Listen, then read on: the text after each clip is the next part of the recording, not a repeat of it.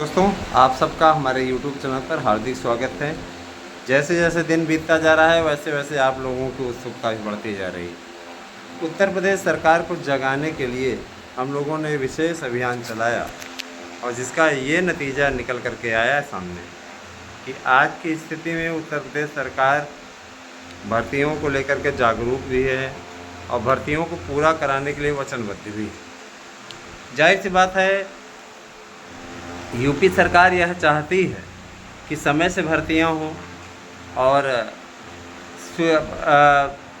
इस प्रकार से हों कि उस पर कोई उंगली ना उठा पाए। तो देखिए दोस्तों, अगर ये उंगली उठती है ना कि इसमें कमी रह गई, पेपर आउट हो गया, तो सरकार के लिए मुसीबतें। और चूँकि अभी आप जानते हैं अच्छे तरीके से, अभी हालांकि चुनाव अपने यहाँ 2.5 साल दूर हैं, लेकिन हर चीज़ चुनावी एंगल से ही नहीं देखा जा सकता। सरकार की छवि जैसे बनी रहेगी उसी प्रकार से आगे चल कर के वोट आता है। तो चूँकि उपचुनाव है, तो उपचुनाव के पहले सरकार इस बात की घोषणा कर देगी, इधर उपचुनाव होने के पहले पहले सारा कुछ हो जाएगा। और आपकी भर्ती प्रक्रिया को जो महत्वपूर्ण बैठक हुई मुख्यमंत्री जी के नेतृत्व में, भर्ती प्रक्रिया को 31 अक्टूबर तक पूर्ण कराने का आदेश जारी हुआ है। और निश्चित रूप से अब इस पर विशेष फोकस हो रहा है और मुझे इस बात की खुशी है कि इस पर शासन स्तर पर बड़े पैमाने पर है ना, जो भी पद खाली हैं उन सभी को एकत्र करके एक साथ विज्ञापन निकालने पर विचार किया जा रहा है। चूँकि अब एक ही आयोग है तो इसमें कोई दिक्कत नहीं है। अध्यक्ष भी आप लोगों के, मैंने आपको बताया है कि जल्दी ही आ जाएंगे। आज 20 तारीख हो गई है ना। बातचीत की गई थी, भी कल ही बात हमने की, तो उसमें उनका ये कहना था कि देखिए हम लोग भी अपने ओर से पूरा प्रयास कर रहे हैं कि जल्दी से जल्दी है ना अध्यक्ष आ जाएं। क्योंकि देखिए कोर्ट में एक याचिका भी लगी है कि जानबूझकर के हिला हवाली की जा रही है और अध्यक्ष को नहीं भेजा जा रहा है। कोर्ट ने भी इनसे जवाब मांगा है, तो ये जवाब दाखिल करने से पहले है ना 2 दिन का जवाब मांगा है, उसके पहले ही अध्यक्ष को भेज देंगे, ऐसी सूचना मिल रही है। तो देखिए दोस्तों, हम देखते हैं कि बहुत से लोग ऐसे हैं जो कि आपके बीच में आए और आकर के आप लोगों को देखा देखी, हमारी देखे देखा नोट्स भी प्रोवाइड कराने लगे, लेकिन उनके नोट्स में किसी प्रकार कोई दम नहीं है। वे लोग कैसे प्रोवाइड करा रहे हैं, कुछ लोगों के नोट्स में मेरे अंश मिले, मेरे नोट्स के अंश मिले, और निश्चित रूप से उसके बाद मैंने साफ तौर पर उनको चेतावनी दी कि अगर हमारे नोट्स को ले करके किसी प्रकार का उसका अंश तोड़ मड़ोड़ के पेश किया गया तो विधिक कार्रवाई की जाएगी। मैं आप लोगों को ये बताना चाहता हूँ। देखिए, जो लोग कोर्ट वाला आदेश का इंतज़ार कर रहे हैं वो 27 अगस्त का इंतज़ार करें।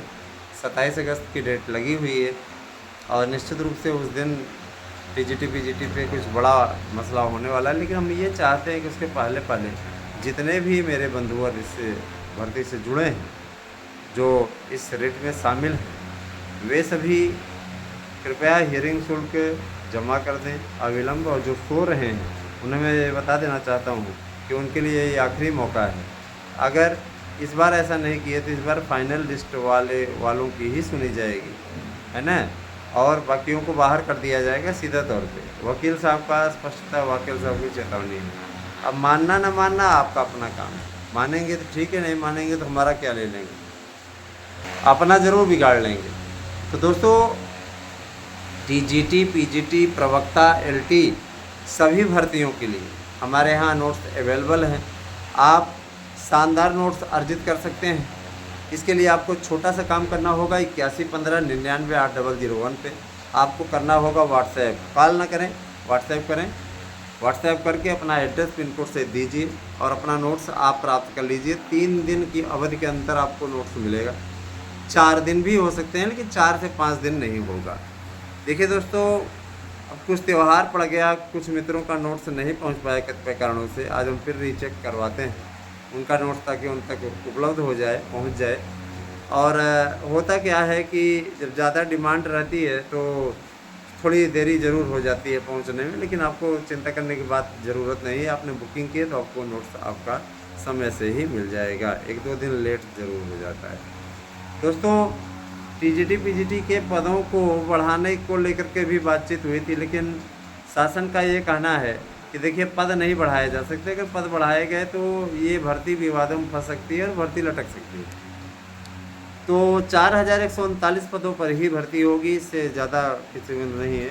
और सबसे बड़ी चीज़ ये देखिए, इस बार के पेपर जो बन रहे हैं वो बहुत ही आसान पेपर बन रहे हैं। रीजन बता रहे हैं आपको, जो सूत्र हमारे बता रहे हैं वो ये कह रहे हैं कि पेपर आसान बन रहा है। इसके पीछे सबसे बड़ा कारण ये है कि नया आयोग पहली बार पेपर कराने जा रहा है, तो आपको सहज भाव में ही पेपर मिलेगा, चाहे वो आपका हिंदी का हो, संस्कृत का हो, अंग्रेजी का हो, विज्ञान का हो, किसी भी है ना। तो कहने का तात्पर्य ये है कि आपको मिलने जा रहा है आसान पेपर, लेकिन हर विषय का आसान होगा ऐसा नहीं है। कुछ कठिन भी प्रश्न रहेंगे जो कि मेरिट का निर्धारण करेंगे। देखिए अभी जब सारे प्रश्न लॉलीपॉप ही हो जाएंगे, लॉलीपॉप क्वेश्चन पे तो सभी कर लेंगे। संस्कृत का ही आप उदाहरण ले लीजिए, संस्कृत का जब हम लोग पेपर देते थे संस्कृत का, तो उसमें पहले के समय में आप 2009 का देख लीजिए, 2011 का देख लीजिए, हाँ उसके बाद का देख लीजिए, 13 वाला छोड़ दीजिए। 13 वाले में इतनी ज़्यादा विसंगतियाँ थी।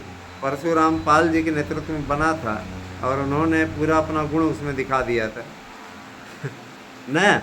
उसी प्रकार का पेपर आया था। ऐसा पेपर आया था कि उसमें 21, 22 गलतियाँ, 4, 5 बार संशोधन, मजाक बना के रख दिया था। तो इस तरीके के चलते रहते हैं।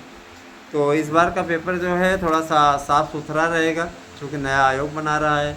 और जो संस्कृत टू संस्कृत या भाषाओं का पेपर भाषाओं में नहीं रखा, उस नियम को हटा दिया गया है। तो ये बहुत ही खुशी की बात है। अब संस्कृत का पेपर भी हिंदी में मिलेगा, हिंदी भाषा में जैसे पहले आता था वैसे ही मिलेगा। ये अच्छी बात है। ये पुरानी भर्ती प्रक्रिया का जो ये सिस्टम बना हुआ था उसको हटा दिया गया है सरकार के द्वारा। और देखिए दोस्तों, उत्तर प्रदेश अब भर्तियों का हब बनने जा रहा है। बहुत दिनों से भर्तियों को लेकर के असमंजस की स्थिति लोग पाले हुए थे। भर्तियां निकालने का काम सरकार ने एक विभाग बनाया हुआ है, जो कि भर्तियों का अधियाचन प्राप्त करने, उनको अधिसूचित करने और उनको शासन तक भेजने का कार्य करेगा। शासन के पास में रिपोर्टिंग करेगा कि इतने पद खाली हैं, और हर साल उनको इसकी डिटेल देनी होगी। जनवरी माह में आपका विज्ञापन कैलेंडर जारी हो जाएगा, है ना। आपका कैलेंडर पूरा जारी हो जाएगा। जारी होने के पश्चात उसके बाद साल भर आपकी भर्तियां चलती रहेंगी। आपको भर्तियां मांगने की आवश्यकता नहीं पड़ेगी, आपकी भर्तियां समयानुसार होती रहेंगी। ये बहुत ही अच्छी न्यूज़ है, क्योंकि आप लोग काफ़ी दिनों से इस मसले पे परेशान थे, भर्तियां नहीं होती हैं, हमें समस्या होती है। तो तमाम प्रकार की चीज़ें हैं दोस्तों।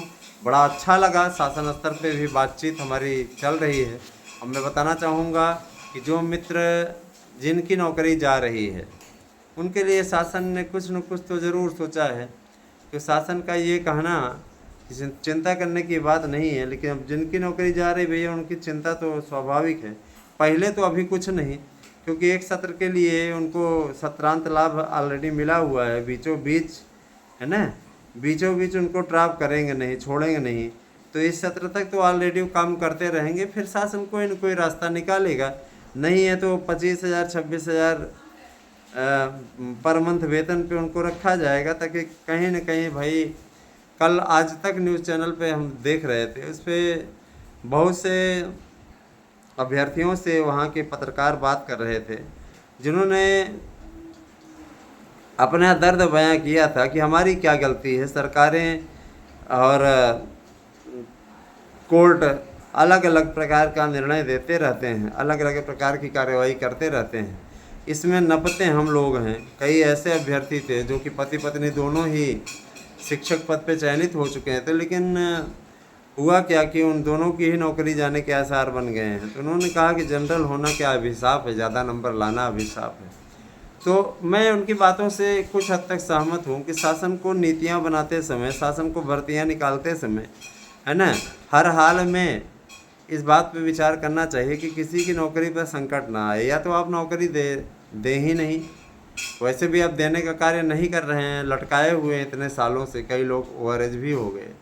और अगर दें तो कायदे से दें, कम से कम नौकरी मिले तो जाए नहीं, है ना। आप लोगों की मिस्टेक के चलते, आप लोगों की गलती के चलते भुक्तभोगी होता है अभ्यर्थी, ये गलत है। अभ्यर्थियों के साथ में न्याय होना चाहिए, अभ्यर्थियों के साथ किसी प्रकार का अन्याय नहीं होना चाहिए, ऐसा मेरा मानना है सीधे तौर पर। दोस्तों,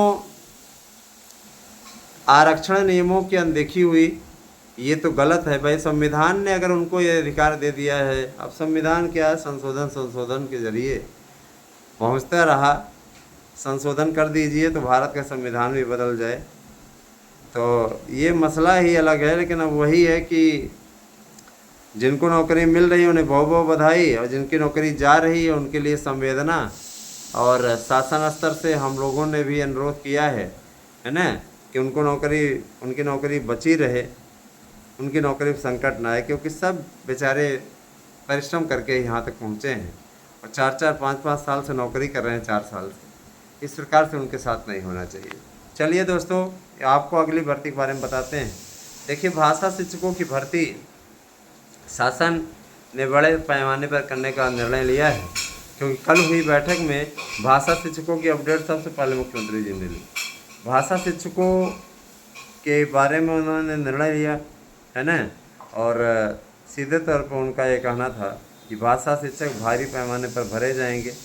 और भाषा शिक्षकों को लेकर के उन्होंने शासन स्तर से विशेष तौर पे कहा, चूँकि अगले सत्र से भाषा के रूप में संस्कृत, हिंदी और तृतीय भाषा के रूप में अंग्रेजी को अनिवार्य किया जा रहा है, अतः आप सभी लोग जल्दी से जल्दी भाषा शिक्षक की भर्ती के मानक तय करके हमें दीजिए।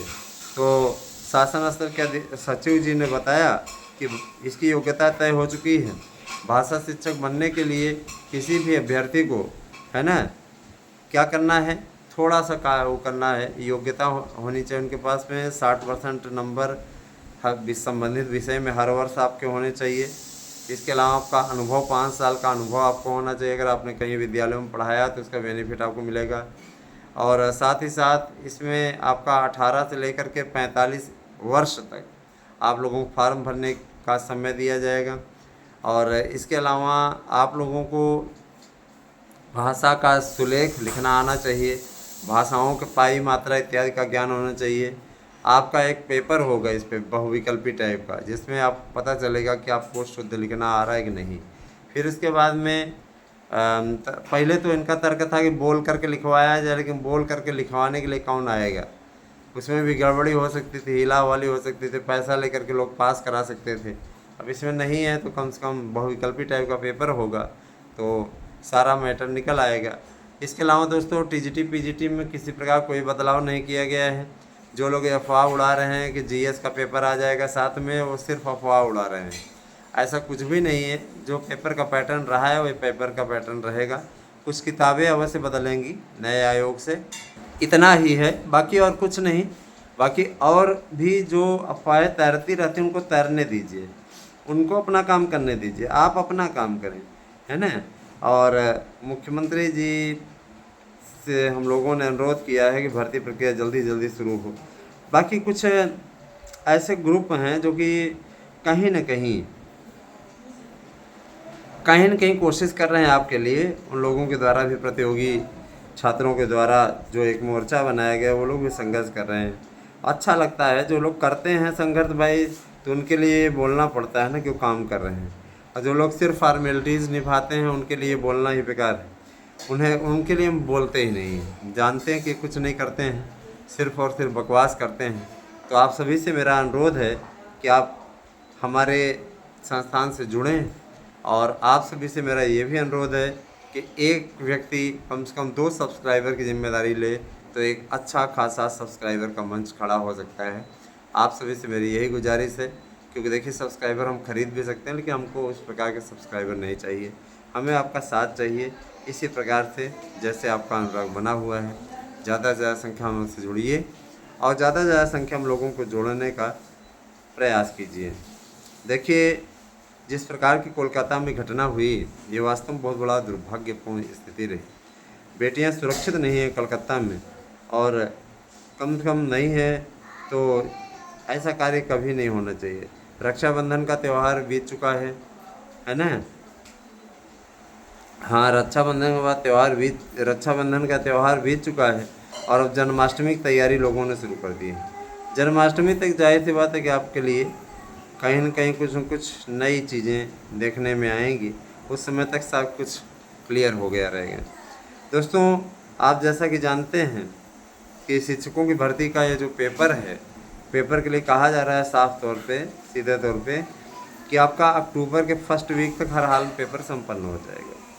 तो तैयार हो जाइए, तैयारी आप लोगों की अच्छी होनी चाहिए। और कहीं न कहीं, है ना, देखिए नवाब सिंह का केस जो पकड़ा गया है, फंस गया है बुरी तरीके से। इसकी मुश्किलें बढ़ती जा रही हैं। 500 करोड़ रुपए की संपत्ति इसकी भी है। 500 से नीचे की संपत्ति कोई रखता नहीं। हाँ, यहाँ व्यक्ति 1 लाख भी पा जाए तो उसके लिए वो बड़ी राशि हो जाती है। तो यही सारी चीज़ें हैं दोस्तों। भ्रष्टाचार बहुत है, भ्रष्टाचार पे अंकुश लगना चाहिए, ऐसा मेरा मानना है।